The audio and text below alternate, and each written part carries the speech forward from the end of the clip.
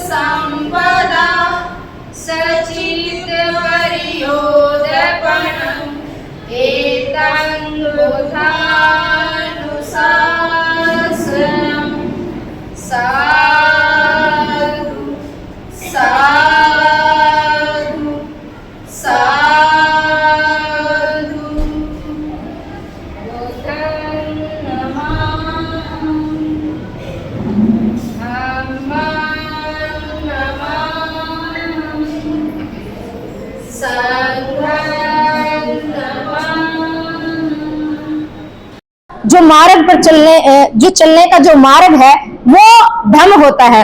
और इसमें कहा गया है धम्म और नैतिकता। नैतिकता होता है अच्छा आचरण। तो उसमें क्या कहा गया कि धम्म में नैतिकता का क्या स्थान है। सीधा सरल उत्तर है कि नैतिकता ही धम्म है। नैतिकता ही धम्म है और धम्म ही नैतिकता है। दूसरे शब्दों में, यद्यपि धम्म में ईश्वर के लिए कोई स्थान नहीं, बड़े ध्यान से सुनना, धम्म में ईश्वर के लिए कोई स्थान नहीं है, तो भी नैतिकता धम्म में ईश्वर का स्थान ले लेती है। तो भी नैतिकता ईश्वर का स्थान ले लेती है। धम्म में प्रार्थनाओं के लिए, तीर्थ यात्राओं के लिए, कर्म कांडों के लिए, धर्मानुष्ठानों के लिए अथवा बलि यज्ञ कर्मों के लिए कोई स्थान नहीं है। किसमें? धम्म में। सुनो, धम्म में प्रार्थनाओं के लिए, तीर्थ यात्राओं के लिए, कर्म कांडों के लिए, धर्मानुष्ठानों के लिए अथवा बलि यज्ञ जैसे कर्मों के लिए कोई स्थान नहीं है। नैतिकता ही धर्म का सार है। इसके बिना धर्म है ही नहीं। जो अच्छा आचरण है उसके बिना धर्म है ही नहीं। मनुष्य द्वारा दूसरे मनुष्य के प्रति मैत्री यानी मित्रता की आवश्यकता के कारण ही धर्म में नैतिकता उत्पन्न होती है। क्या उत्पन्न होती है? नैतिकता किसके कारण? मैत्री भाव के कारण। यानी हम आपस में एक मनुष्य का दूसरा मनुष्य से मैत्री भाव हो, अच्छा संबंध हो, तो ही वहां पर धर्म होता है और उसी में ही नैतिकता उत्पन्न होती है। इसमें ईश्वर की स्वीकृति की कोई आवश्यकता नहीं है। यानी कि यहाँ तथागत बुद्ध हमें बताते हैं कि ईश्वर का यहाँ कोई महत्व नहीं है, लॉजिक ही नहीं है भाई ईश्वर नाम की चीज है भी या नहीं। वो ऐसा कहते हैं इसमें कोई महत्व ही नहीं है, क्योंकि अच्छाई और बुराई का सिस्टम है, ठीक है, और जो अच्छाई है वो ही नैतिकता है और अच्छा मार्ग ही धर्म का मार्ग है। इसमें ईश्वर की स्वीकृति की कोई आवश्यकता नहीं है। ईश्वर को प्रसन्न करने के लिए मनुष्य को नैतिक बनने की आवश्यकता नहीं है। ईश्वर को प्रसन्न करने के लिए मनुष्य को नैतिक बनने की आवश्यकता ही है। यानी ईश्वर जब है ही नहीं तो उसको प्रसन्न करने का क्या अर्थ? जब तथागत बुद्ध कह रहे हैं जब ईश्वर का कोई अस्तित्व ही नहीं है तो उसको प्रसन्न करने का मतलब ही क्या रह जाता है, वो बात कह रहे हैं। भले अपने भले के लिए ही मनुष्य के लिए यह आवश्यक है कि उसे मनुष्य के साथ मैत्री करनी ही चाहिए। यानी हमारा जो एक दूसरे से संबंध है वो अच्छा रहना चाहिए, मैत्रीपूर्ण, मित्रतापूर्ण होना चाहिए, कल्याणकारी होना चाहिए। इसके बाद नेक्स्ट जो अध्याय है, केवल नैतिकता ही पर्याप्त नहीं है। केवल नैतिकता ही पर्याप्त नहीं है, यह सुप्रतिष्ठित और विश्वव्यापी होनी चाहिए। कैसी होनी चाहिए? सुप्रतिष्ठित, सबसे ऊपर होनी चाहिए, सबसे मान्य होनी चाहिए और विश्वव्यापी, पूरे संसार में मान्य होनी चाहिए। कोई भी चीज कब पवित्र बनती है? कोई चीज क्यों पवित्र बनती है? कोई भी चीज पवित्र कब बनती है और क्यों बनती है, ये बात समझना।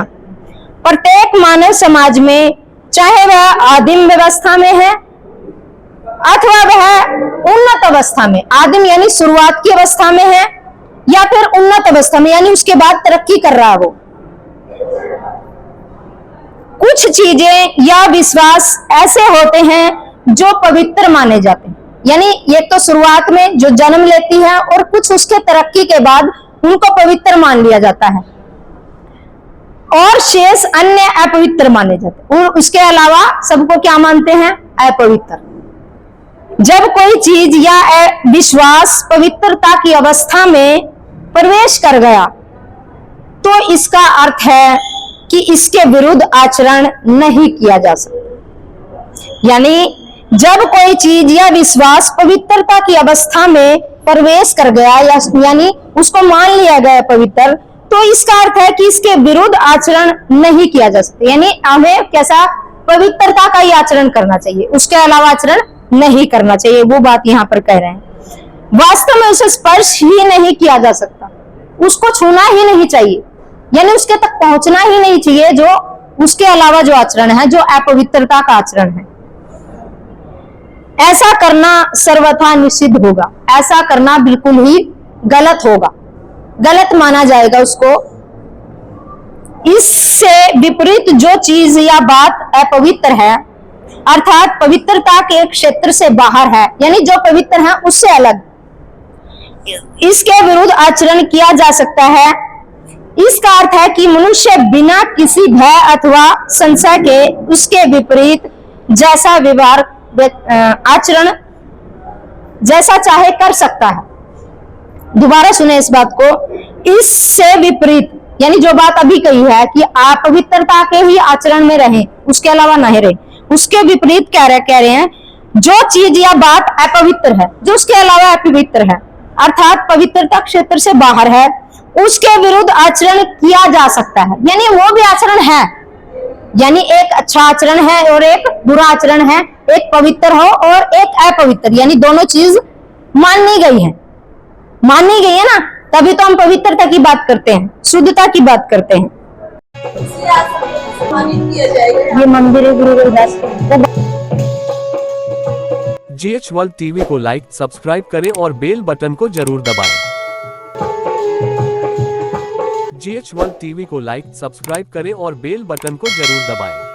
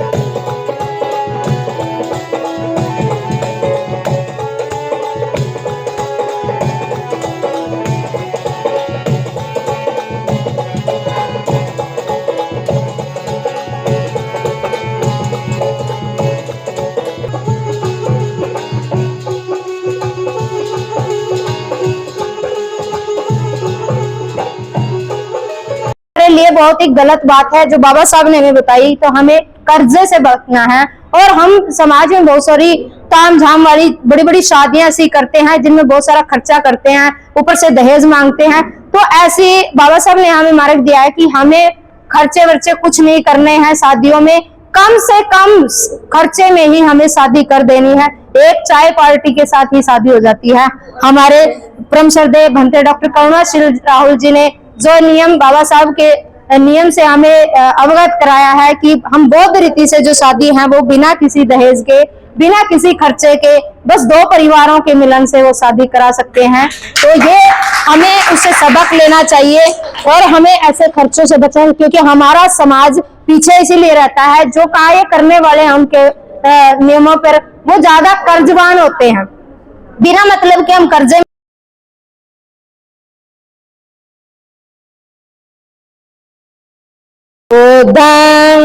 नमामि, बोलो धम्मं नमामि,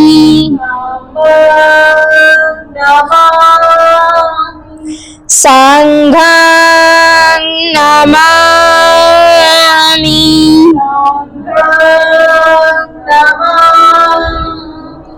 सबे सत्ता सुखी होन्तु, सबे होन्तु जगेमिनो, सबे भद्राणि पश्यन्तु, मा किंचित् दुःखमागमा,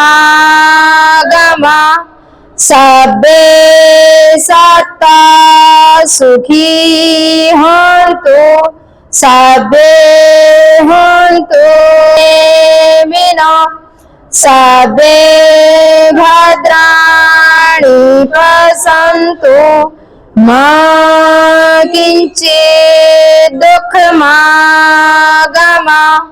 सबे सत्ता सुखी होन्तु, सबे होन्तु जगेमिनो, सबे भद्राणि पश्यन्तु, मा किंचित् दुःखमागमा,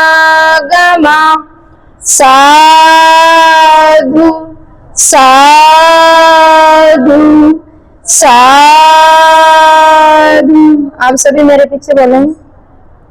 दुनिया के सभी प्राणी सुखी हों, दुनिया के सभी प्राणी सुखी हो, सभी का कल्याण हो, सभी का कल्याण हो, सभी को कल्याण का मार्ग मिले, सभी को कल्याण का मार्ग मिले, किसी को कोई दुख ना हो, हो, सभी का कल्याण हो, सभी का कल्याण हो, सभी को कल्याण का मार्ग मिले, सभी को कल्याण का मार्ग मिले, किसी को कोई दुख ना हो, किसी को कोई दुख ना हो, दुनिया के सभी प्राणी सुखी हों, दुनिया के सभी प्राणी सुखी सुखी हो, सभी का कल्याण हो, सभी का कल्याण हो, सभी को कल्याण का मार्ग मिले, सभी को कल्याण का मार्ग मिले, किसी को कोई दुख ना हो। किसी को कोई दुख ना हो। साधु साधु साधु साधु साधु बुद्धं नमामि नमामि। सबका भलो, सबका भलो। सदा भावना सभी एक बार दोबारा से बोलेंगे मेरे साथ, बस 4 लाइन हो रहा है कि तथागत मुझे अकुशल कर्मों से बचाएंगे। अकुशल कर्मों से बचाएंगे। मुझे विश्वास है कि मुझे विश्वास है कि तथागत मुझे करुणा मैत्री के मार्ग पर चलने की प्रेरणा देंगे। मुझे विश्वास है कि तथागत मुझे श्रेष्ठ जीवन पर के मार्ग पर चलने की प्रेरणा देंगे। मुझे विश्वास है कि तथागत ही मेरा कल्याण करेंगे। हे तथागत, आज से मुझे अपना शरणागत शिष्य स्वीकार करें, स्वीकार करें, स्वीकार करें। साधु साधु साधु। अब सभी बोलेंगे जय भीम, जय भीम। बाबा साहब अमर रहे, बाबा साहब अमर रहे। बोलेंगे महाकारुणिक बुद्ध की, आपने बोलना करुणा हो। महाकारुणिक बुद्ध की, महाकारुणिक बुद्ध की, महाकारुणिक बुद्ध की। बौद्ध धर्म की क्या पहचान? मानव मानव। बौद्ध धर्म की क्या पहचान? बौद्ध धर्म की क्या पहचान? बौद्ध धर्म की क्या पहचान? बाबा साहब आपका मिशन अधूरा हम सब मिलकर करेंगे पूरा। बाबा साहब आपका मिशन अधूरा, बाबा साहब आपका मिशन अधूरा। बाबा साहेब, बाबा साहेब। जय भीम, नमो बुद्धाय। सबका मंगल हो, सबका कल्याण। बहुत बहुत साधुवाद आप।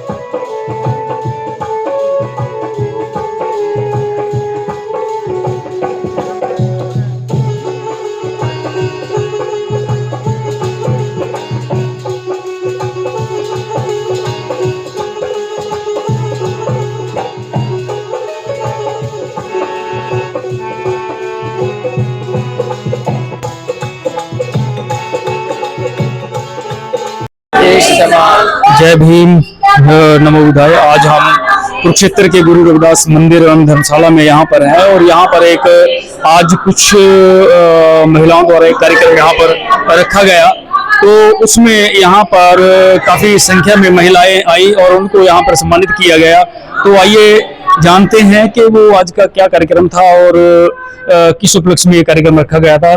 पहले अपना नाम बता देना, उसके बाद। मैं सुमन बोध, सेक्टर 30 कुरुक्षेत्र से। जी, आज का क्या कार्यक्रम था? जी सर, आज का कार्यक्रम हम उन महिलाओं को जिन्होंने रूढ़िवादी, अंधविश्वासी प्रथाओं परंपराओं को त्याग दिया है और जो तथागत गौतम बुद्ध के धम्म की अनुयायी है, धम्म पर चलती हैं, उनका आचरण धम्म पे है। जो बाबा साहब डॉक्टर भीमराव अम्बेडकर जो हमें तथागत गौतम बुद्ध का धम्म देके गए, उसके अनुसार जो महिलाएं जिन्होंने रूढ़िवादी परंपराओं को त्याग दिया है, आज हमने उन सभी महिलाओं को सम्मानित किया जिन्होंने करवा चौथ के व्रत को पूर्णतः त्याग दिया। आज पंचशील की पट्टिकाएं पहना के और हमने उनको हमारे परम श्रद्धेय भिक्खु डॉक्टर करुणाशील राहुल जी की द्वारा लिखी गई पुस्तकें उनको उपहार में दी और उनको सम्मानित किया। तो आपने कहीं नुकसान नहीं कर दिया आज का, क्योंकि इतना जो महिलाएं थी वो सभी व्रत भी रखती थी, उनको मान सम्मान मिलता था इतना, क्या आज? सर वो मान सम्मान नहीं है, वो हम महिलाओं की गुलामी है। अगर हम बाबा साहब के विचारों को देखें, जो बाबा साहब ने हमें भी उनकी जो विचारधारा थी, उन्होंने तथागत गौतम बुद्ध का जो धम्म दिया, धम्म के अनुसार ये कोई सम्मानित नहीं है। महिलाओं जागरूक हो गई हैं, महिलाएं धम्म को लेकर। आज तो एक बहुत बड़ा पर्व ऐसा था कि वो हर चीज अपनी हर बात मनवा लेती थी आज के दिन। ये सर ये भी एक गुलामी ही थी। आज के दिन मनवाने से कुछ नहीं होता। हम जब अपने पति के हम सम्मानित होंगी, जब हम अपने जीवन साथी के साथ कंधे से कंधा मिला के उनके सुख दुख में, उनके दुख सुख की साथी बनेंगी, तब हम समान के होंगे। तो आज जैसे व्रत रखने के बाद शाम को तो फिर वो खाने के लिए बहुत एकदम से टूट पड़ती थी और बढ़िया बढ़िया वो खाने मंगाती थी। वो आज चाहे वो होटलों में भी लेके जाती थी, तो वो भी तो शायद नुकसान का उस ये सर हम इसको नुकसान नहीं कहेंगे, हम इनको कहेंगे वो महिलाएं धम्म को गति दे रही हैं, धम्म के को अपने आचरण में ढाल रही हैं और वो बाबा साहब की विचारधारा से और एक सच्ची बाबा साहब की सच्ची बेटियां वही हैं जो आज यहाँ पे सम्मानित हुई हैं। तो एजुकेशन को लेकर के ये तो हुई एक रूढ़िवादी जो अंधविश्वास और पाखंड की बात थी। तो अब महिलाएं हैं काफी एजुकेशन में पिछड़ी हुई हैं, वो अपने परिवार की तरफ अपने बच्चों को वो देख नहीं पाती, अपने बच्चों की तरफ वो ध्यान नहीं कर पाती। तो ऐसा भी क्या कोई आप ऐसी मुहिम चलाई है या चला रहे हैं कुछ ऐसा?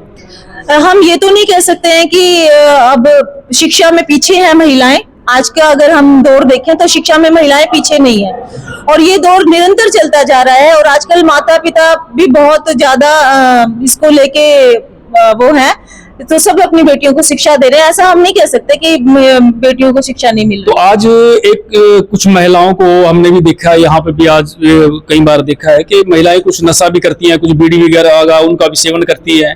तो वो हाँ जी, उसके बारे में मैं अपनी जो हम यही कहेंगे कि तथागत गौतम बुद्ध का जो धम्म है वो पंचशील पर आधारित है। पांच शील हमारे जीवन का आधार है।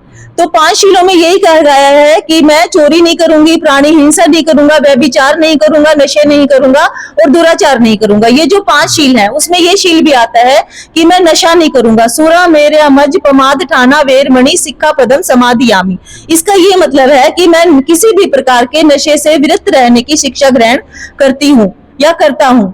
तो अगर हम तथागत गौतम बुद्ध के धम्म को अपने आचरण में उतारते हैं तो हम इन सभी बुराइयों से दूर रहेंगे। तो अभी ये आपने आज करवा चौथ के लिए महिलाओं को सम्मानित किया, तो एक दूसरा भी कुछ दिन के बाद एक जकरी का भी आ रहा है शायद वो, हाँ जी। उसमें भी कुछ प्लान है क्या? हाँ जी, हाँ जी। जो महिलाएं जागरूक हो चुकी हैं, जो तथागत गौतम बुद्ध के धम्म को अपना रही हैं, वो महिलाएं जागरूक है, वो इन सभी रूढ़िवादी परंपराओं और अंधविश्वासों से विरत है, दूर है पूर्णतः। आज उसी उपलक्ष्य में हम उन महिलाओं को हमने सम्मानित किया और आगे आने वाले समय भी हम ऐसी महिलाओं को सम्मानित करते रहेंगे ताकि उन सभी महिलाओं को देखते हुए और महिलाएं भी प्रेरित हो। तो आज ज्यादातर देखा गया है कि यहाँ पर महिलाएं थी और वो भी महिलाएं जो विवाहित महिलाएं थी, उसके साथ कोई बच्चियां या बेटियां या कोई जी आज आई हुई थी, अपनी माताओं के साथ बेटियां भी आई हुई थी। तो वो यहाँ पे आई, उन्होंने कार्यक्रम को अटेंड किया और उन्होंने देखा, उन्होंने समझा, धम्म को समझा। जैसे हमारी बहन परवीन जी ने हमारे जो बुद्ध और उनका धम्म ग्रंथ है उनमें से एक पाठ का वाचन भी किया, चैप्टर को अच्छे से समझाया। तो मैं समझ सकती हूँ कि यहाँ पे बैठी जितनी भी महिलाएं थी वो बहुत अच्छे से इन चीजों को समझ के गई है और आगे आने वाले समय के लिए भी प्रेरित हुई है। तो आने वाले समय के अंदर क्या रूपरेखा आपकी यहाँ से रहेगी? पूरा जो यहाँ से उपासिका है और उसके लिए आगे जो मंथली जो कार्यक्रम महीने का होता है उसके बारे में कुछ ऐसा कोई है? जी, हमारे जो धम्मभूमि श्रेष्ठ जीवन के लिए एक आंदोलन है जो हमारे परम श्रद्धेय डॉक्टर भिक्खु करुणाशील राहुल जी ने एक मुहिम चलाई है श्रेष्ठ जीवन के लिए आंदोलन के लिए, कि हर साप्ताहिक बुद्ध वंदना, साप्ताहिक सामूहिक बुद्ध वंदना का एक आयोजन किया गया है जिसमें हम उपासिकाएं उसको करती है, गांव गांव जाके महिलाओं को एकत्रित करके हम बुद्ध वंदना का कार्यक्रम करती हैं। उसमें बुद्ध वंदना की जाती है और महिलाओं को बुद्ध एंड इस धम्मा के ग्रंथ में से चैप्टर को समझाया जाता है बहुत अच्छी तरीके से, ताकि हमारे धम्म गतिमान हो, धम्म का प्रचार और प्रसार हो और हमारे भारत में वापस से धम्म आए। कुरुक्षेत्र एक ऐतिहासिक स्थली रहा है। यहाँ पर जैसा मेरी जानकारी के अनुसार है कि जो यहाँ पे एक स्थानेश्वर नाम की जब वो यहाँ पे एक राजधानी होती थी हर्षवर्धन, तो आज यहाँ पे बुद्ध विहार उस प्रकार का वो भी बना हुआ है। तो क्या वहाँ पे कोई ऐसा कोई कार्यक्रम या विशेष कोई होती है? हाँ जी, वहाँ पे विशेष कार्यक्रम होता है। हमारी बहन परवीन जी हमारे बीच में है, ये बहुत ही सम्मानित है इस कार्य के लिए। ये हर पूर्णिमा पे वहाँ पे चाहे एक है चाहे दो है, ये बहन बहुत ही श्रद्धा भावना से वहाँ पे जाती हैं और बुद्ध वंदना करती हैं, अपना बर्थडे वहाँ पे सेलिब्रेट करती हैं और ये बहुत ही निरंतर अथक प्रयासों से वहाँ पे जा रही हैं और ये अपना धर्म को निरंतर गतिमान कर रही हैं। तो आज बौद्ध धर्म है और अन्य और धर्म है, उनको देखते हुए तो बौद्ध धर्म क्या संदेश देता है, क्या शिक्षा देता है? मेरा नाम परवीन बौद्ध है और मैं एडवोकेट हूँ, 7 डिग्री है और मैं धम्मभूमि श्रेष्ठ जीवन के आंदोलन के लिए हम परम श्रद्धेय भारत के महान भिक्षु भंते डॉक्टर करुणाशील जी के सानिध्य में धम्म को गति देने के लिए उनके द्वारा दिए गए जो निर्देश हैं उनका पालन करते हुए और बुद्ध के धम्म का पालन करने का प्रयास हम अपने बाबा साहब ने जो हमें धम्म का मार्ग दिया है। तो जैसा कि आपने कहा कि अन्य धर्मों के बजाय जिस तरह से वो लोग कहते हैं कि बुद्ध का धर्म कैसे श्रेष्ठ है, कैसे बाल की खाल की बात वो करते हैं, तो महाकारुणिक बुद्ध ने हमें जो धम्म बताया है वो धर्म नहीं है। बुद्ध ने हमें धम्म दिया है, यानी जीवन को श्रेष्ठ बनाने का एक मार्ग, दुखों से मुक्ति, परम सुख प्राप्ति का मार्ग, वो एक धम्म है। लेकिन अन्य लोगों ने धर्म बनाए हैं, पंथ बनाए हैं, कोई हिंदू धर्म, कोई सिख, कोई जैन, कोई कुछ, वो धर्म है। लेकिन महाकारुणिक बुद्ध ने जो दिया है वो सभी प्राणियों के हित के लिए, सभी प्राणियों के कल्याण के लिए जो धम्म है, परम सुख प्राप्ति का मार्ग दिया है।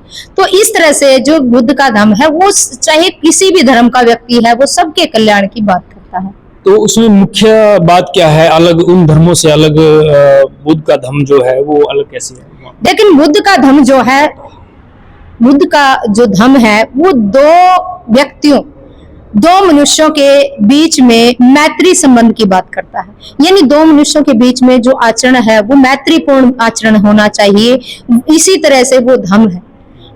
लेकिन अन्य जो मुंह है उनके अपने अपने कुप्रथाएं हैं, कोई रूढ़ियां हैं, कोई पता नहीं क्या क्या कर्मकांड है जो कि एक तर्क पे आधारित नहीं है। लेकिन बुद्ध का धम्म जो है एक तर्क पे आधारित है, जो सबके बुद्ध के धम्म में सभी की समानता की बात गई है। बाबा साहब ने भी उसी पे आधारित जो संविधान है, इस देश का संविधान लिखा है, जो सबके लिए समानता बराबरी की बात करता है। इसी तरह से बुद्ध का धम्म है, वहीं से बाबा साहब ने लिया। बुद्ध का धम्म जो है सभी की समानता की बात करता है, कोई उसमें छोटा नहीं है, कोई बड़ा नहीं है, कोई ऊंच नीच नहीं है, कोई भेदभाव नहीं है।